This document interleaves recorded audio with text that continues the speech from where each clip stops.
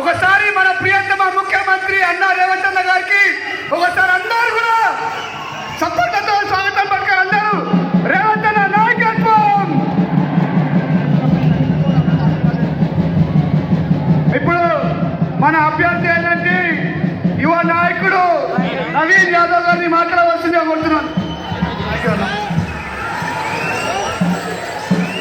యూసఫ్ కూడా ప్రాంత ప్రజలకి ఒక ధైర్యం కల్పించడానికి, ఒక భరోసా కల్పించడానికి మన యూసఫ్ కూడా గడ్డ మీదకి వచ్చినటువంటి ముఖ్యమంత్రి రేవంత్ అన్నకి మనందరి తరఫున చప్పట్లతో స్వాగతం పలకాలని చెప్పి కోరుకుంటూ, వేదిక మీద ఉన్నటువంటి పెద్దలు ఉత్తమ్ కుమార్ రెడ్డి గారికి, పొన్నమన్న గారికి, వేదిక మీద ఉన్నటువంటి మహేష్ గౌడ్ గారికి, అజారుద్దీన్ గారికి, అనిల్ గారికి, అందరికీ